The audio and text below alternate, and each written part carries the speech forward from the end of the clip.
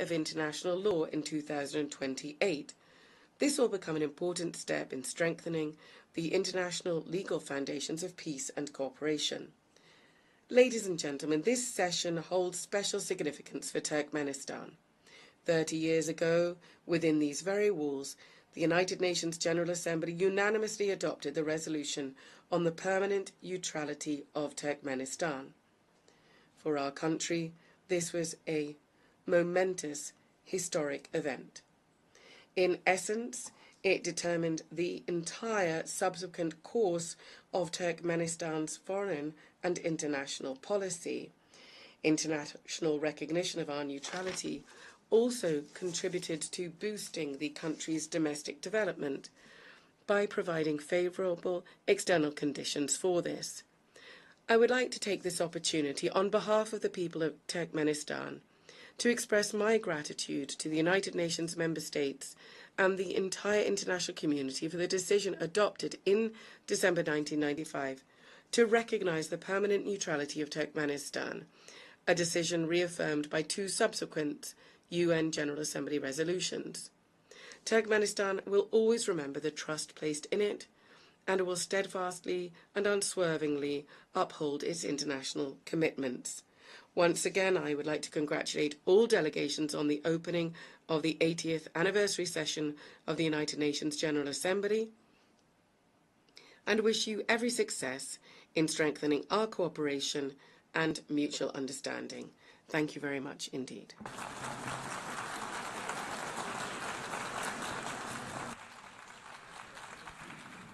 On behalf of the Assembly, I wish to thank the President of Turkmenistan. The Assembly will hear an address by His Excellency Gabriel Boric Font, President of the Republic of Chile. I request protocol to escort His Excellency and invite him to address the Assembly.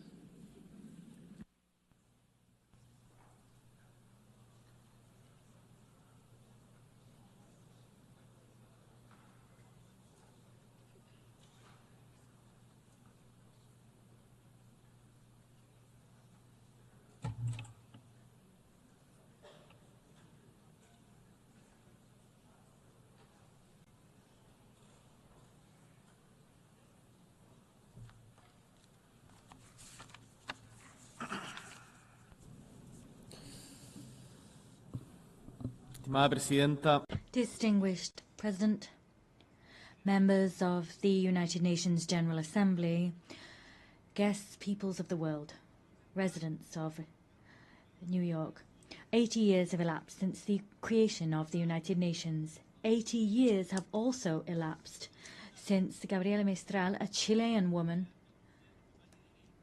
who came from the Elqui Valley, won the Nobel Literature Prize. Her voice as a poet, a teacher, as a diplomat continues to ring out in our homeland and across the world. And it was precisely here in New York in 1955 that the Chilean ambassador, José Massa, conveyed a message about human rights that was written by Gabriela Mistral. That message said, "I would be happy if our noble strength, our noble struggle to obtain human rights was taken up faithfully and loyally by all nations of the world. This triumph would be the greatest we could achieve in our time." We have we notched up that victory? Have we triumphed in that way? The answer is categorical no. And the fact is, at this stage, I don't really know what to say about Gaza, because many people have said everything already at this podium and at others, but there are our words and those that may be spoken by anyone, but regardless, we still have the fact that innocent people have lost their lives. We still have the empty stares of those suffering. In 2025, thousands of innocent people have lost their lives simply on the grounds of being Palestinian. 80 years ago, the same thing happens. Millions lost their lives simply for being Jewish. Instead of talking about figures, issuing condemnations or demands as we tend to within these walls. Instead of that, I want to talk about humankind. Humanity. Gaza is a global crisis because it is a crisis of humanity. And in this chamber, and for those who are listening to us in their homes, within their delegations, in their various countries, all of us are human beings. That's what I'd like to say. So when under the rubble, we have children, boys and girls, lying under that rubble, there is genuine pain and grief in our homeland in Chile. And I know that that pain is shared by the vast majority of the world's nations. And one of the problems we face as humankind is that often pain engenders hatred. But we must face up to pain and that fact and combat hatred with all of our strength. We must transform our desires to hate into a desire for justice. We can't make any concessions to violence. I don't want to see Netanyahu destroyed by a missile side by side with his family. I want to see Netanyahu and those responsible for the genocide against the Palestinian people brought to the ICJ and other international courts. In another context, looking elsewhere, the war in Ukraine is also an affront to us. It causes us pain. But some people might ask themselves, what's that got to do with Chile? What's happening in Ukraine got to do with Chile? They're so far apart, we don't understand their language. Some people level those arguments against us and our homelands. We say back to them that we have to see ourselves in the people in Palestine that are searching for food. We have to identify and stand in the shoes of the kidnapped children that have been taken away by Russia. We're all human beings. And one of the reasons we come here and meet today together is that we perhaps continue to have faith in humankind. That's principally what brings us here. Our hearts cannot cease to be moved by pain, and we cannot cease to be moved by the needs of others like ourselves. It's for that reason that we have set down rules which are steps forward for civilizations, and they come from the lessons we've learned from the major challenges we've affronted as humankind. And these rules, we should say this loud and clear from this rostrum and take action here. These principles, these values are not being respected. Let's say that loud and clear. It's not okay to invite people to negotiate, to invite a neutral country to negotiate and then assassinate someone that's helping negotiations. That's what happens with Qatar. We can't bomb the nuclear facilities of another country. We can't invade countries like Iraq, saying that there are weapons of mass destruction that don't exist. That's not okay. It's not okay to invade a sovereign country like Ukraine and then impose negotiations on those people. And we all seem to resign ourselves to the fact that that's going on, as was recalled by the French writer Albert Camus when he talked about the experience of the Second World War. If we don't believe in anything, if nothing makes sense, and we can't invoke any values, well, in that case, everything is allowed. There's no good, no evil, and nothing is important. So, if we were to accept that reasoning, we'd have to admit that reason stands on the side of the successful party and no one else. And the rule which we use to assess humankind, the yardstick, would simply be effectiveness. So, in other words, the law of might is right. I want to say to you that ultimately this way of reasoning is the justification of killing. In a world where that occurs, the life of a woman, a man, or their children will always depend on fate or some whims of good or evil, arbitrary decisions. In a world like that, all of those that live without condemning hatred with all of their might are as guilty of homicide as the person dropping a bomb or pulling a trigger. Particularly if you have the voice and the power to say enough, as we do, as all the leaders that we are in this room, we have, with that in mind, greater responsibility. We refuse to rule in favour of those who have might or money, and we say that we're labelled as utopian, nursing pipe dreams. But what is history if not a continued utopian voyage? There will be people who simply want to do things that produce short-term results. But in general terms, shortcuts lead us to the edge of precipices, to the abyss. And the fact is, we don't need to be successful in the way we understand success today in the Western world to continue fighting for a fairer world, because we know that what we have together has allowed us to change the world, to make it more just, have more loyalty, more solidarity, more inclusion. We've done that. So, distinguished delegates, when we are invited to submit, to bow down, when it is said that intelligence is somehow irrelevant, when people want to show us that you can lie to get an advantage, to get ahead, we want to say no. We're not giving way to cunning trickery, violence or passivity. Let us say no to all of that.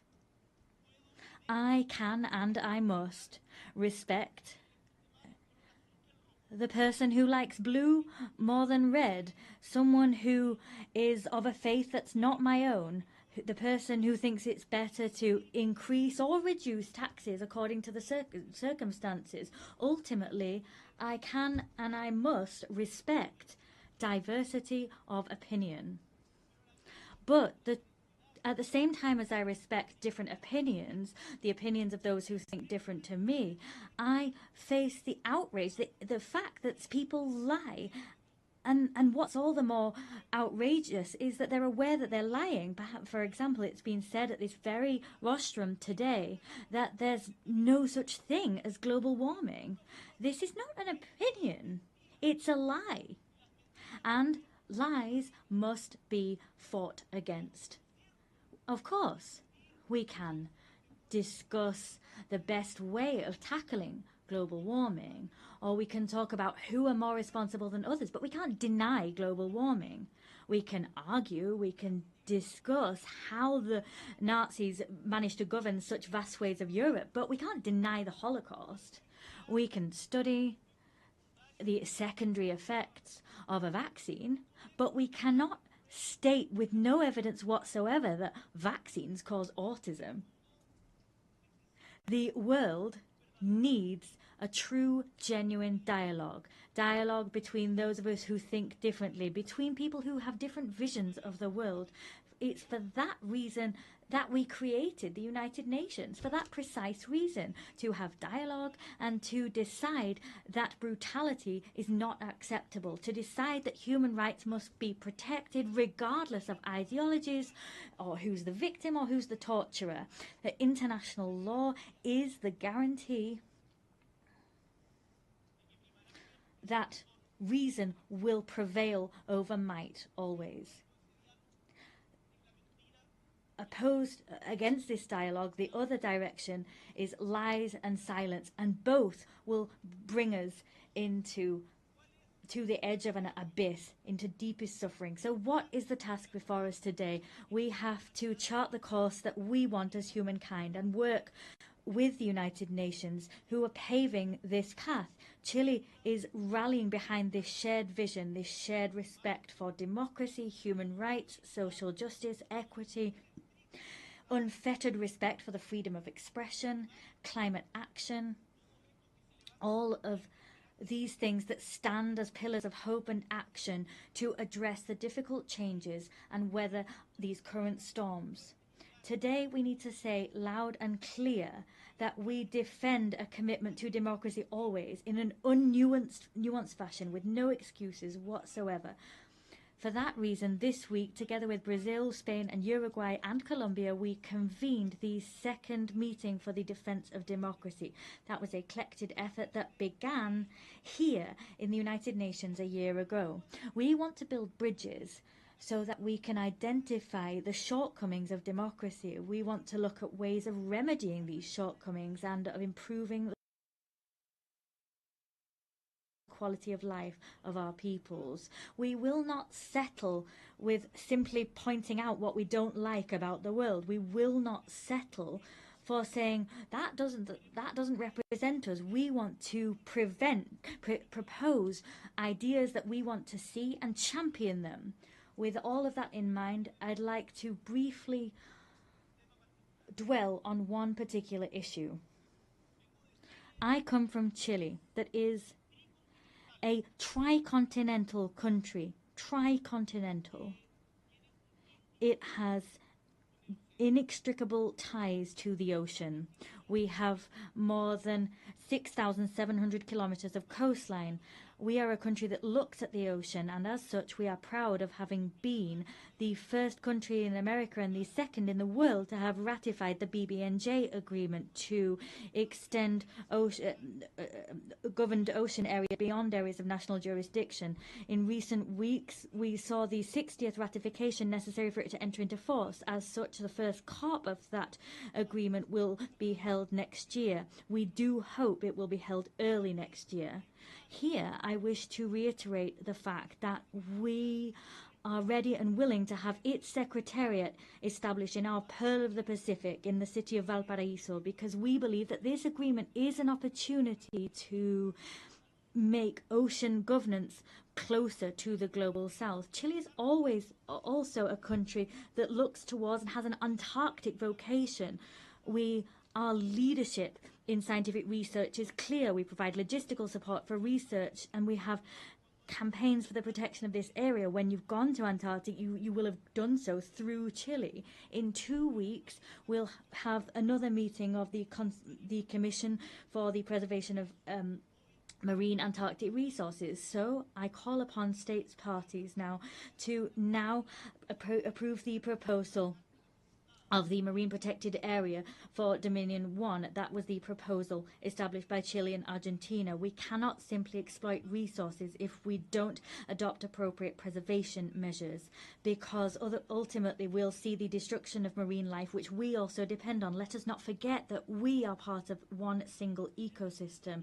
Maintaining biodiversity and sustaining life on Earth is something we must urgently grapple with, and we need to do so with a sense of responsibility towards our ancestors, towards those we share the planet with today, and with a sense of responsibility to future generations. Distinguished delegates, as we have a situation of climate crises, protracted conflicts and humanitarian crisis, against that backdrop, the selection and appointment process for the next Secretary General of the United Nations takes on particular significance. I come to this assembly convinced of the fact that always, even in the most difficult circumstances, there is room to take clear-sighted action as a collective body, action which is transformative and imbued with humanity. Human tragedy is never a foregone conclusion. We will not give up on the hope that there will be good in the world and that the United Nations we need can be built, because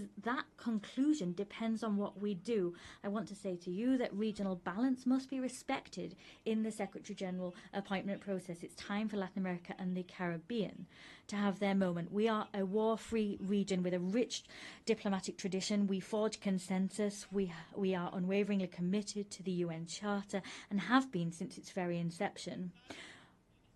Tackling the historic gender imbalance within the United Nations is important. We've never had a woman Secretary General, and that is something we must remedy. 80 years of history without a woman having been appointed Secretary General. The UN must reflect the progress made by the world and recognise that a woman at the helm is not just a symbol of equity, but also represents and reflects the fact that women are half of the population, and appointing a woman as Secretary General will send out the clear signal that women can occupy all parts of the world and nothing's closed off to them. Chile wants to actively contribute to that collective effort, and for that reason it is for me a great honour to announce from this rostrum that Chile will nominate our former President Michelle Bachelet as candidate to the post of Secretary General of the United Nations. Que además nos está acompañando. She is here with us at this session. Michelle Bachelet is not only someone known to all of you on the global stage, she is a woman whose own trajectory is fully in line with the values that inspired this organization. She was head of state of Chile twice. Incidentally, she was also the first female head of state. She was also the Minister for Health and Defense. She was the Executive Director of UN Women and also High Commissioner for Human Rights at the United Nations. Michelle Bachelet has governed, has negotiated, has solved problems and has listened. Her trajectory, what she's done throughout her life, combines empathy with strength and resolve, experience with openness, and she combines all of these with a proven ability to make decisions and to take action. In times of mistrust and fragmentation, I firmly believe, and I know that this conviction is shared by my nation, that Michelle Bachelet is someone able to build bridges between the north and the south, between the east and the west, between urgent needs to find solutions and the urgent need to defend principles.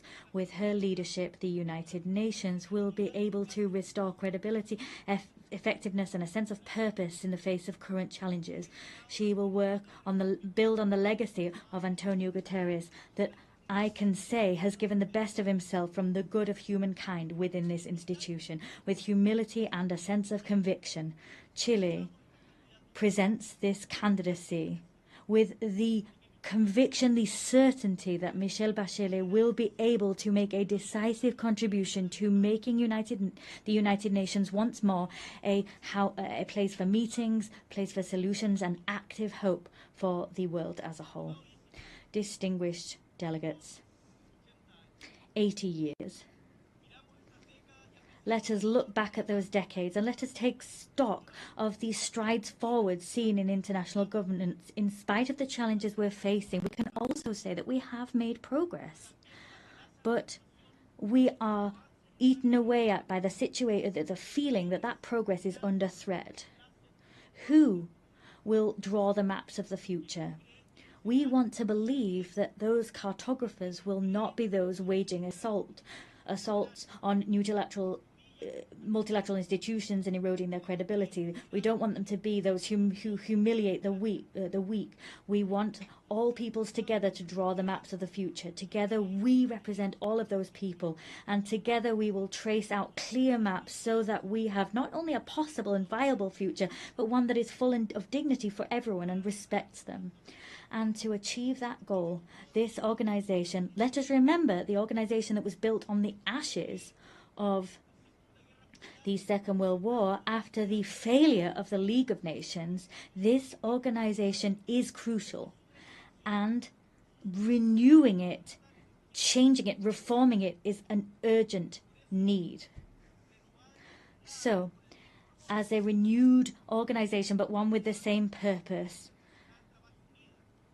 it will be an organization that everyone works together in. The words of Victor Jara, that great Chilean singer, great Chilean artist, he talked about this great love of earth which has helped us to live. He loved peace, to enjoy life, love and freedom for everybody. He talked about those things so that his children could exist, his city could exist, and his people could exist. Let us, distinguished colleagues, move together, free and equal, similar and different. Let us walk along this shared path of seeking truth, justice, happiness and justice. I thank you.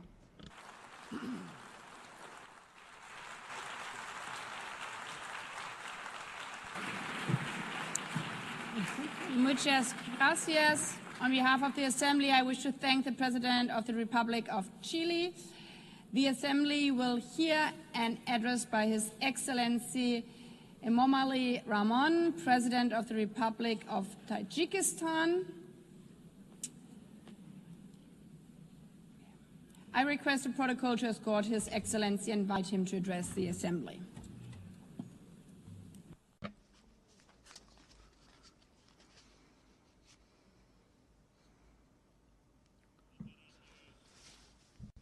Your Excellency, Madam President, Excellency, ladies and gentlemen.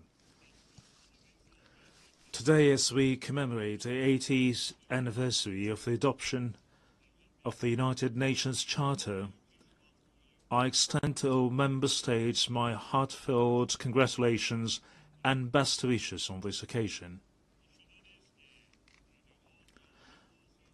The contemporary world is undeniably experiencing a period of instability, turbulence, unpredictability, and escalating complexity. Geopolitical tensions, efforts to reshape a framework of international relations, conflicts and confrontations in different parts of the world, along with series of security threats and challenges have posed significant risks to lasting peace and safety. At the same time, the consequences of climate change and growing social inequality impose restrictions on the process of sustainable development and sustainable global development. In such a complex and turbulent circumstances, the role of the United Nations as a platform for inclusive dialogue, cooperation and the promotion of peace and security worldwide becomes more important than ever. In this regard, our countries should make joint and consistent efforts in international practice to protect this principle, return to full compliance with international law. In this process, strengthening equal cooperation among small and large states is also considered to be an important and timely step. Madam President, Tajikistan's National Development Strategy 2030 is fully aligned with the Sustainable Development Goals, and we support a full and timely implementation of this item of global agenda.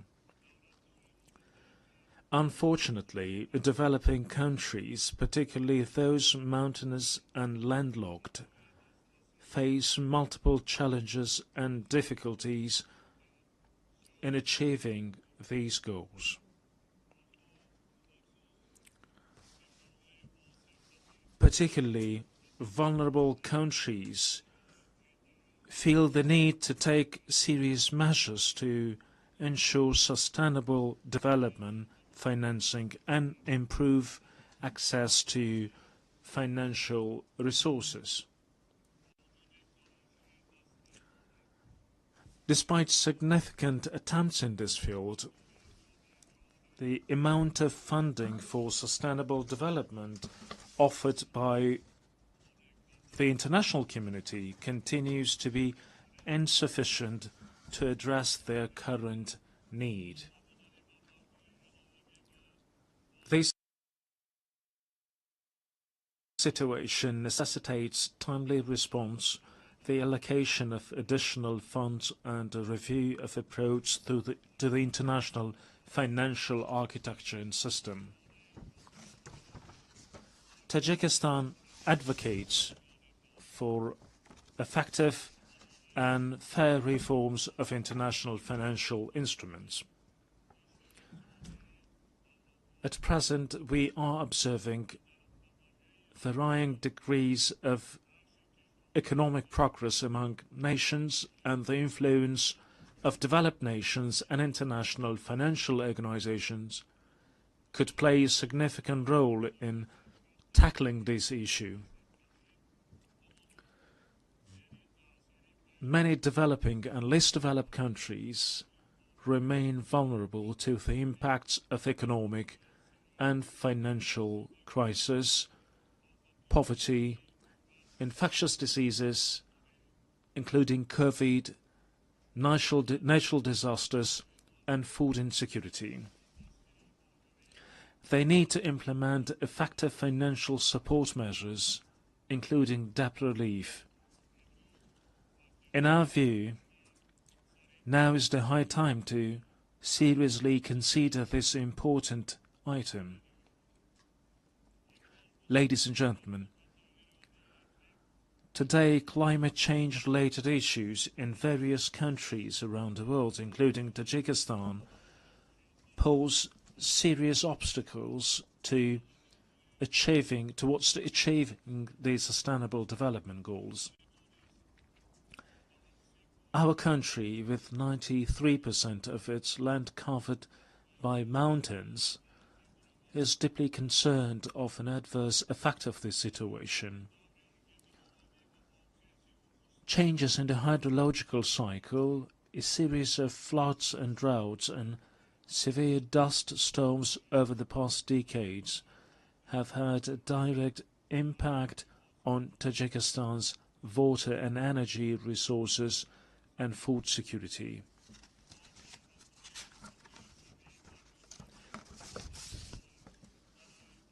Every year we suffer tremendous material and financial losses due to water-related natural disasters. Regrettably, these phenomena often result in loss of life and the destruction of vital infrastructure. The impacts of climate change and rising temperatures have led to accelerated melting of glaciers and the deterioration of marine and ocean ecosystems. I would like to recall that Tajikistan hosted the high-level International Conference on Glaciers Preservation this summer in Dushanbe. This meeting brought the international community together to intensely deliberate on issues related to the cryosphere. It is worth noting that of Tajikistan's 14,000 glaciers, which are one of the region's main sources of drinking water, more than 1,300 have completely melted, and the rate of melting of these ices is accelerating. This is even though Tajikistan's glaciers and other water sources account for up to 60% of St. Asia's water resources. We must not remain indifferent to the matter of addressing issues related to the source of human life, water. Distinguished delegates, ladies and gentlemen, Tajikistan plays a proactive role in water diplomacy. Our country is taking practical steps in cooperation with its international partners as a part of its latest initiative, the International Decade for Action Water for Sustainable Development 2018-2028.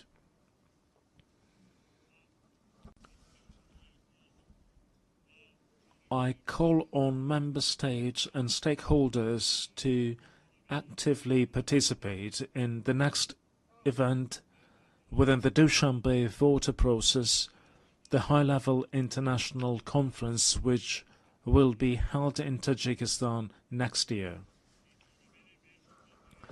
This event will undoubtedly give a new impetus to our continued joint efforts within the framework of the Water Action Agenda. We are confident that it will also serve as a solid foundation for preparations for the 2028 United Nations Water Conference in Dushanbe. Madam President, Strong institutions and legal literacy are the ground of a just and stable society. Today, the international community is witnessing disrespect for and violation of international law, which is the foundation of order, peace and stability throughout the world.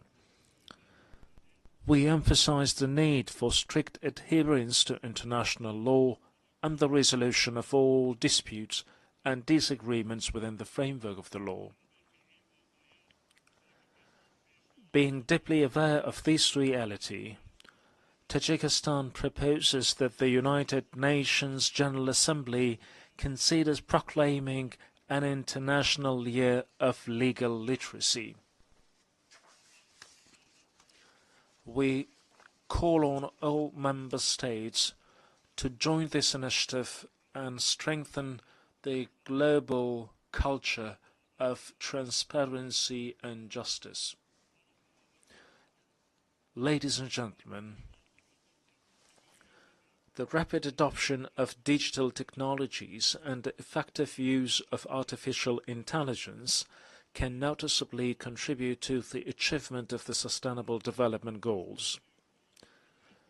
I would like to extend my profound gratitude to all member states for their unwavering support of Tajikistan's proposal to adopt a special resolution entitled "The Role of Artificial Intelligence in Creating New Opportunities for Sustainable Development in Central Asia." I am confident that the resolution adopted by the General Assembly on July 25th of this year will serve as a key instrument for the safe and equitable use of artificial intelligence in our region. We, in this context, consider the establishment of a regional Center for Artificial Intelligence in Dushanbe to be favorable. This center would undoubtedly facilitate an implementation of joint initiatives and projects among Central Asian countries in the field of artificial intelligence. It is worth noting that, along with the improvement of digital technologies, the number of new security threats, particularly cybercrime, is also growing. We therefore emphasize that cybersecurity must be an important component of collective security. It is evident that, along with cybercrime, terrorism, extremism, illegal weapons smuggling, drug trafficking, and other forms of transnational organized crime continue to pose a serious threat to the global security. Tajikistan supports the further expansion of international cooperation on global security within the framework of the Dushanbe counter-terrorism process.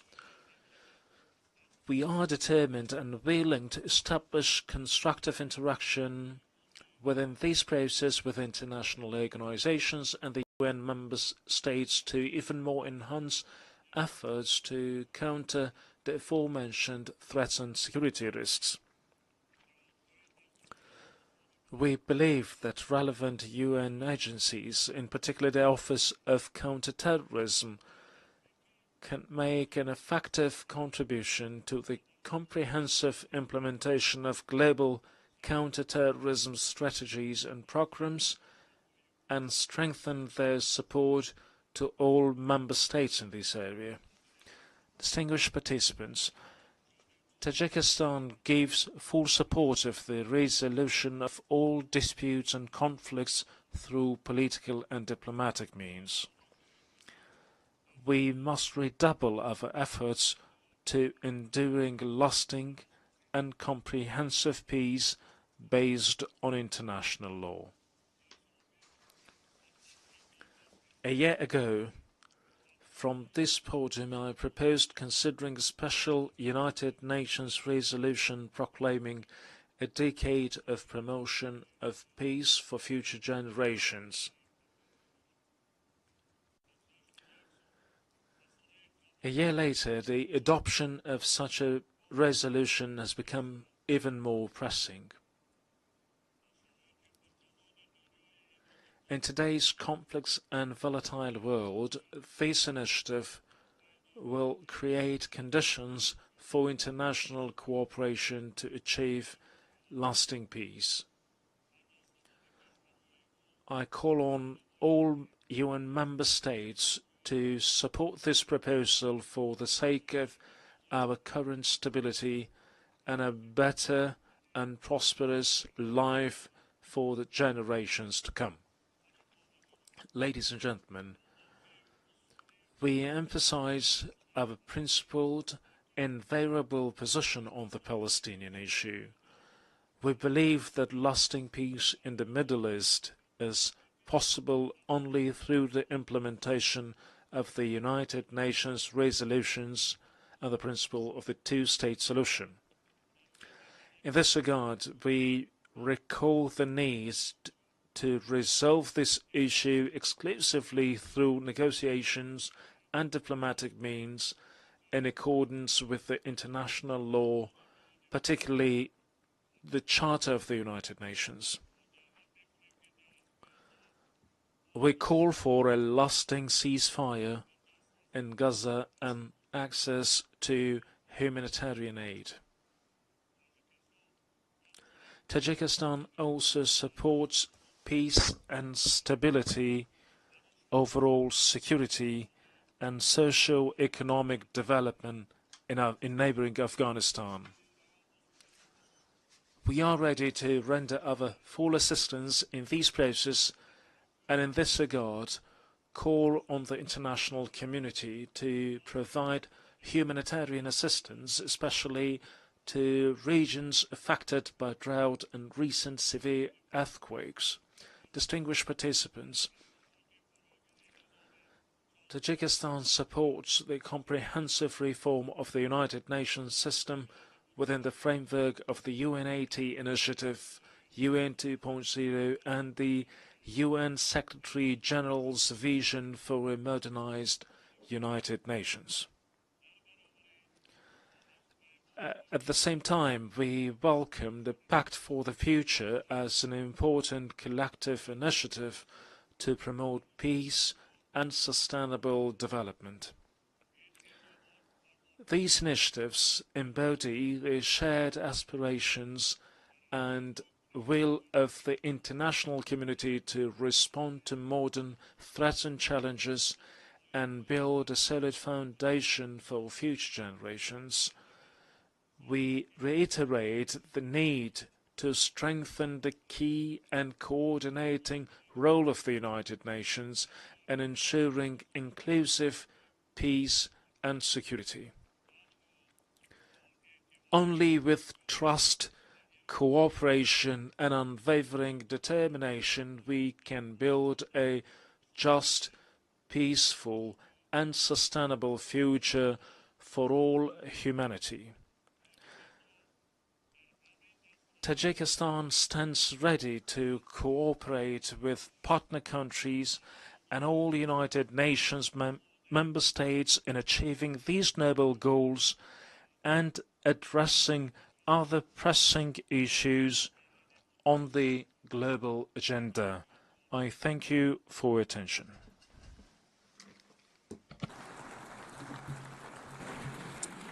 On behalf of the Assembly, I wish to thank the President of the Republic of Tajikistan. The Assembly will hear an address by His Excellency Joseph Aoun, President of the Lebanese Republic. I request protocol to escort His Excellency and invite him to address the Assembly.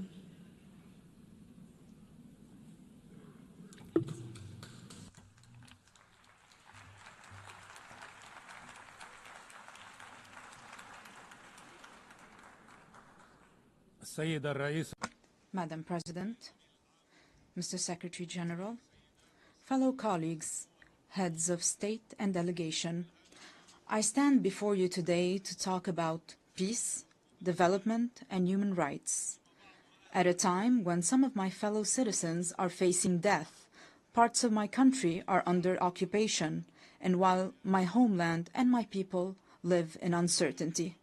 This situation takes me back some 77 years ago to the drafting committee of the Universal Declaration of Human Rights in 1948.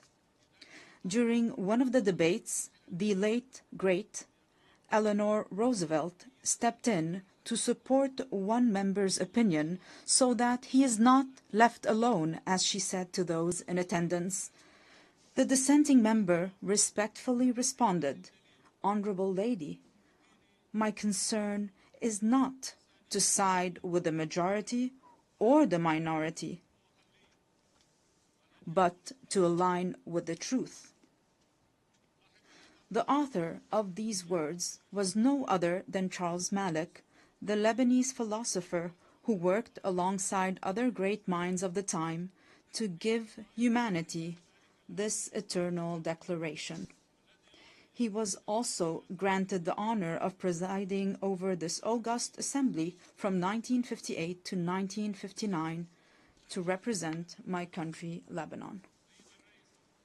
Madam President, Mr. Secretary General, colleagues, ladies and gentlemen, I recall this incident today, first, to express my profound sense of pride and my heightened sense of responsibility as I stand before you today for the first time in my capacity as President of Lebanon on the 80th anniversary of this great organization. Second, because our session focuses on examining the inherent relationship between three human virtues: peace, development, and human rights, and between these three virtues and my country, Lebanon. The Lebanese experience, alongside lessons from our region and the world, have shown that there can be no development without peace, for growth cannot take place within chaos, and prosperity cannot be achieved amid conflicts and wars. Peace is the only foundation for development. Experience has taught us that just as there is no development without peace, there can be no peace without justice, and no justice without human rights, particularly the right to live in dignity. Without dignity, peace becomes an illusion, and the only growth will be in poverty, underdevelopment, violence, and bloodshed. Since the establishment of this great organization, its charter stipulated the need to save succeeding generations from the scourge of war, to live together in peace with one another as good neighbors, and to employ international machinery for the promotion of the economic and social advancement of all peoples. These noble principles remained on paper for 80 years, as the blood of our people was spilled on the ground. The reasons might be numerous. One can attribute them to the authoritarian nature of man, the nature of relations between countries based on power struggle, hegemony, and the race for absolute dominance in all fields. However, another reason has stirred this tragedy. At least 30 years ago, since talk began in this very chamber about a new world order. The reason is related to the issue of identity and plurality within any society or within societies and countries, especially in the era of globalization. On the one hand, people need one another. On the other hand, they fear for their identity. This led to an emerging issue that drove humanity back to the path of conflict. Let us acknowledge here that religion remains a primary factor in defining the identities of human groups.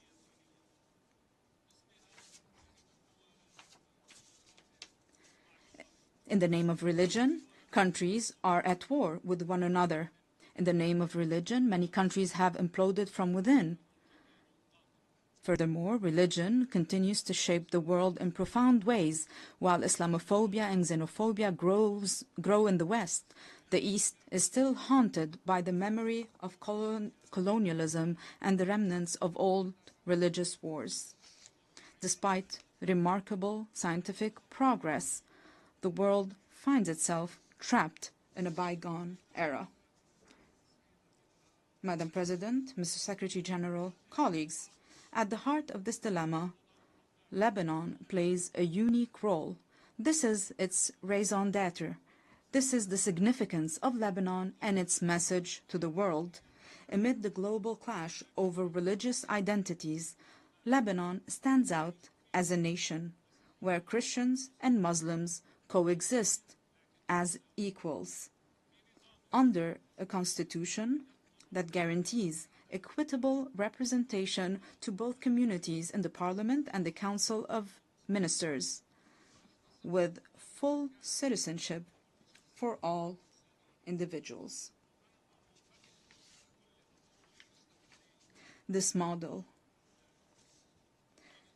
is open for progress. This model was criticized by some. However, it offers a unique, evolving approach, as the late Pope John Paul II observed. Lebanon is more than a country.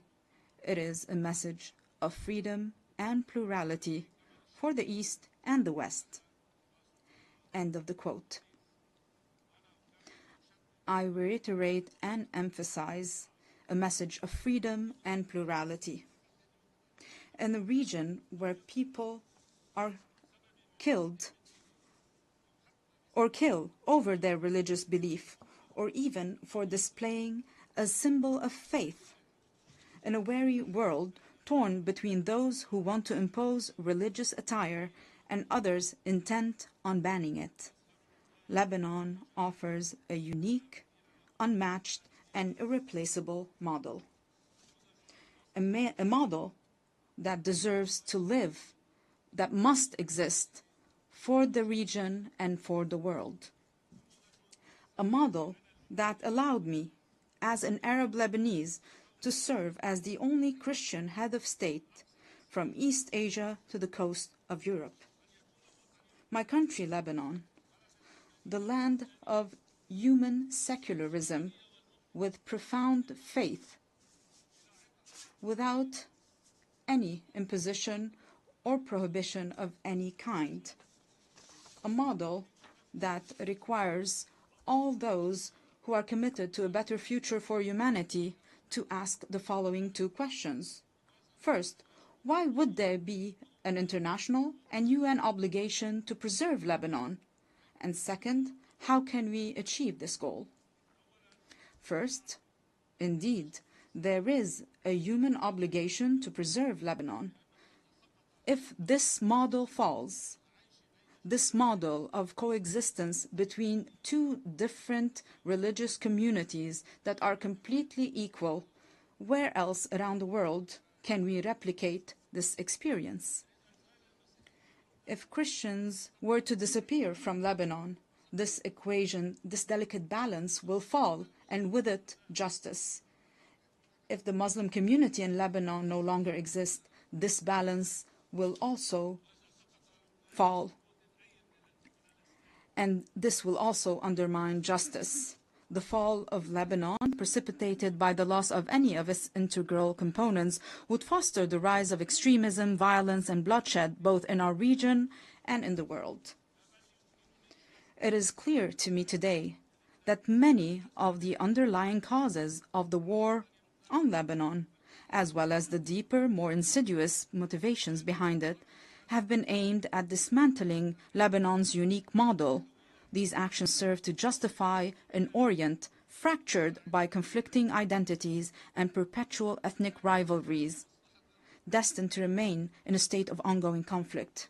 While certain may benefit from this situation, however, it is ultimately in the interest of the world and humanity to strive for international peace. Hence, the success of the Lebanese experience will set a benchmark for any country. This model today is a vibrant, steadfast, and energetic country determined to live, resolutely refusing to succumb to adversity. What it takes to save it? Simply a clear and firm stand, in words and action, aimed at liberating all the Lebanese territory and securing the exclusive sovereignty of the Lebanese state, enforced solely by its legitimate and legal armed forces over its land. This is the unanimous will of the Lebanese people since the declaration of November 27, 2024, which was adopted with the support of the United States and France and this very organization as a mechanism to enforce UN Security Council Resolution 1701. I reaffirmed this commitment in my inaugural address following my election as president in January 2024, and it was also approved by the government in its ministerial statement of February 2024. Throughout our negotiations with President Trump's envoy, Ambassador Tom Barak, we worked on drafting a paper to guarantee full stability on our land, to which we are still bound and still await the same commitment by other concerned parties on our borders as well. This is what Lebanon seeks. Let me be more frank. Allow me to feel some pride for my country and my people, for they do deserve it. Ladies and gentlemen, we are truly an exceptional country by all measures. We are a country that each year receives people from the Lebanese diaspora, the equivalent of a third of the country's residents. This underlines the unwavering connection between the Lebanese people and their homeland. There is hardly a major project in our region that does not bear the signature of a Lebanese person, nor a cultural or artistic event that lacks a Lebanese imprint. In fact, it is almost certain that Lebanese contributions can be found in every significant endeavor. Among the member states of this distinguished organization, one could scarcely find a nation that does not have within its borders a member of the Lebanese diaspora who is engaged, productive, and creative. These individuals integrate harmoniously with their host societies. We, ladies and gentlemen, are a country capable of embracing modernization, and we have started already implementing a gradual program of financial and economic recovery. Together with an independent financial audit, a fair restructuring of the banking sector, and the modernization of the administration, we have also taken on the fight against corruption and organized crime to rebuild the trust of the Lebanese people in their state and the world's confidence in Lebanon.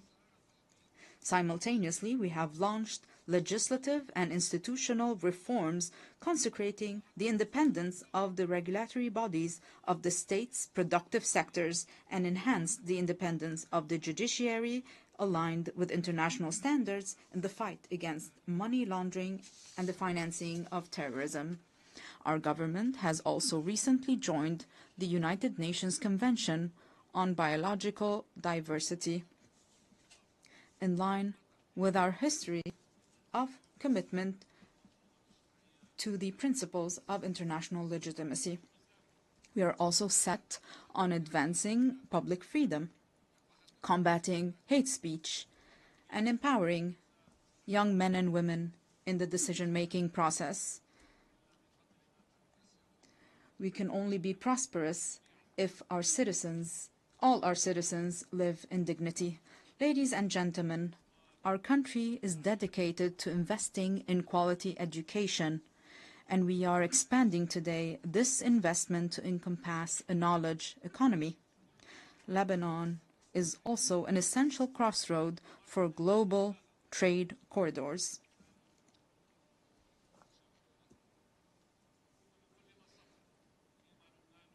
While advancing on all these fronts, our country simultaneously shoulders numerous burdens. And we shoulder these burdens with responsibility and seriousness.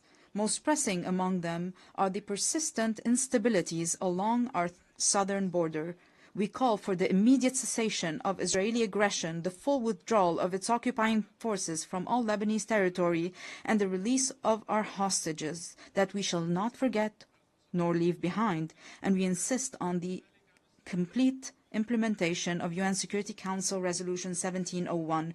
This will be achieved with the help of the mandate given to UNIFIL, working in coordination with the Lebanese army over a transitional period to achieve peace and stability. In this context, allow me to extend my gratitude to the members of the Security Council who adopted the resolution to renew UNIFIL's mandate to help us achieve lasting peace and stability. However, the deep underlying causes of our crises extend beyond our immediate borders. This is why it is our moral, human, and political obligation to call for an immediate end to the devastation taking place in Gaza. We urge the revival of a new political track aimed at finding a just and permanent solution to the Palestinian question based on the resolutions of international legitimacy, the principle of the two-state solution, ensuring the right of both states to a secure and dignified existence, as ratified by your General Assembly, with a majority of 142 states out of 164 states in the New York Declaration. The second major burden Lebanon is carrying now is the unprecedented displacement situation taking place on its soil, which, measured by capita, stands as the largest in history. Lebanon looks to the United Nations and its specialized agencies, as well as to the Syrian authorities, to address this critical issue. Through direct negotiations and with the support of the Kingdom of Saudi Arabia, we aim to reach comprehensive understandings and agreements across different aspects of our bilateral relations, the goal being the dignified and safe return of the displaced Syrian citizens, as well as the restoration of the special relations between Lebanon and Syria in good neighborliness and close cooperation in various fields, overcoming the misunderstandings of the past. The third burden crippling us today is the reconstruction of Lebanon following the Israeli aggression on our soil, especially with respect to the infrastructure necessary for the return of the Lebanese Authority to the Lebanese border towns and to the rebuilding of homes and villages bulldozed and demolished by the aggression. For there will be no stability if it is not rebuilt and its beauty restored. Furthermore, there's the issue of providing the necessary means to our legal armed forces so that they may take on the task of defending and safekeeping our national integrity. We remain hopeful about the public initiatives to organize international conferences dedicated to that purpose. Ladies and gentlemen, Lebanon does not seek special privileges or favors. Indeed, it calls upon the international community to act with responsibility, fairness, and equality, thereby enabling Lebanon to reclaim its role as a land of freedom and plurality. This very spirit underpinned the distinguished Assembly's resolution on August 16, 2019, to grant Lebanon's request to establish the Human Academy for Dialogue and Conversions within its borders, a resolution that was for a time overshadowed by the many crises Lebanon has faced in recent years. Today, Lebanon is intent on reviving this vital initiative. Our intention is both to reassure ourselves and to send a message to the world. Lebanon is returning to its rightful place, both within the international community and among the nations gathered at the United Nations, a true platform for human values and the advancement of humanity. In closing, I reiterate the opening theme of my message. While I stand here today advocating for peace, my countrymen are being killed. The conflict is still very fierce between Lebanon being a land of life and joy and a platform that spreads both values to the region and the world, and Lebanon being a place of sorrow and wars, spreading both woes to the region and the world. We in Lebanon have made our choice.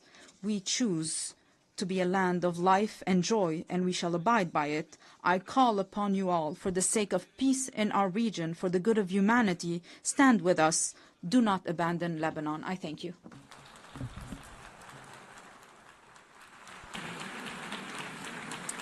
On behalf of the Assembly, I wish to thank the President of the Lebanese Republic. The Assembly will hear an address by His Excellency Emmanuel Macron, President of the French Republic. I request protocol to escort His Excellency and invite him to address the Assembly.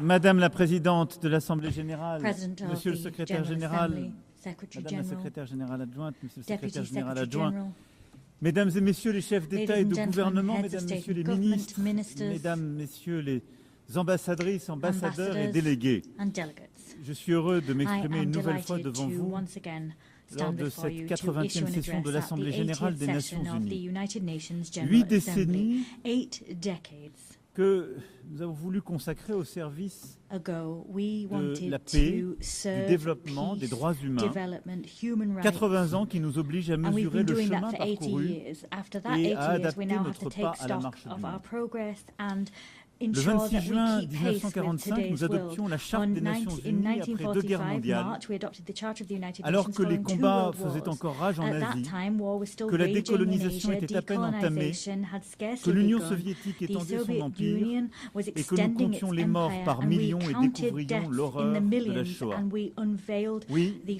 horror of the Shoah. cette étape du monde n'était pas Yes, terminée et at pourtant nous at étions en that train de stage of the bâtir world wasn't yet complete, but at the same time, à coup de nevertheless, we résolution were through et de resolutions détermination and with resolve cette volonté de préserver les building our générations desire futures du to fléau de la guerre spare et succeeding proclamions generations notre from the foi scourge dans of les droits war, and we fondamentaux de declared l'homme our faith in the fundamental et nous nous rights of engagions mankind, à and créer we les made a conditions de la commitment to justice, à create favoriser the le progrès conditions for social, justice, to à foster social pratiquer la progress, tolérance et à to vivre en paix practice les uns tolerance avec and les to autres. live side by Nous side ne in rêvions peace. pas, We et were en not convoquant ici notre dreaming, passé et ce que and nous étions il y a we 80 ans, invoked our past to help us. j'ai envie de vous dire ce soir, And nous after avons le droit de 80 rêver. years, I want to say before you that we were right to dream. Parce que We notre had the monde right to d'aujourd'hui dream. mérite la même Our world détermination à today agir deserves ensemble. the same resolve we had then in Nous terms étions of working 51 à San together. Francisco et ce sont désormais 51 of 193 us États membres were qui siègent à at cette San Assemblée. Francisco, and now 193 of Les us are textes qui gathered font notre here organisation posent in the clairement General les Assembly. principes The de l'action text that created collective, this ils expriment organization des valeurs enshrined the communes, principle of collective ils action and définissent des enshrined common procédures values. It robustes. defined Et je robust sais pourtant processes. combien And I know, les nevertheless, frustrations how sont là, great que frustration nourrit la is. représentation inégale des We États, en see that particulier au states are Conseil de unequally sécurité. represented, particularly on the Et c'est Security pourquoi Council, je and that soutiens fuels avec force frustration. And that's son why I élargissement, sa réforme, unequivocally support en its expansion, particulier the son reform of the élargissement pour le Security continent Council, africain. particularly its expansion Je for sais the aussi combien African les continent. équilibres I also politiques, know the économiques et extent to which sociaux ont political évolué and et que de social nouveaux acteurs ont pris balances plus de and states of players responsabilités. have changed and Et qu'une different actors have multitude taken on more s'interroge sur la promesse responsibilities. des Many Nations people are Unies, asking about sa whether réalité the United Nations et son promises have been bénéfice. upheld,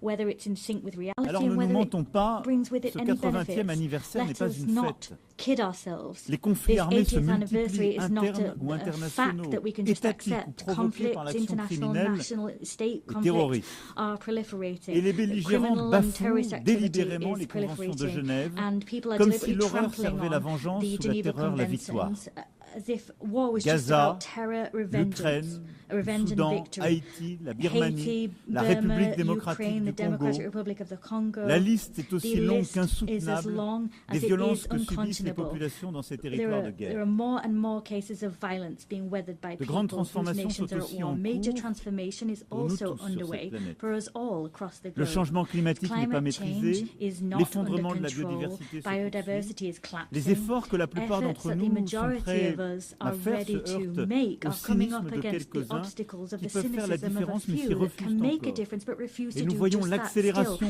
And we des see technologies the qui ouvrent d'immenses horizons, technology d'immenses picking up opportunités, pace. They mais laisse pave aussi the le way champ to libre horizons of à des opportunity, forces but d'autant they plus dangereuses also qu'elles ne pave the sont pas way régulées. for dangerous forces because Nous they're voyons le dangerous commerce because they're not mondial qui vit regulated. l'heure des Global guerres trade tarifaires, lesquelles is s'ajoutent aux weathering tariff déséquilibres mondiaux. wars, and that's another form of imbalance, globally Cette alarme speaking. n'éteint pour autant Alarm pas bells l'espoir. are ringing out Nos loud, but that divisions doesn't extinguish hope. Our divisions N'empêche pas que do la Syrie not s'est libérée de la mean dictature.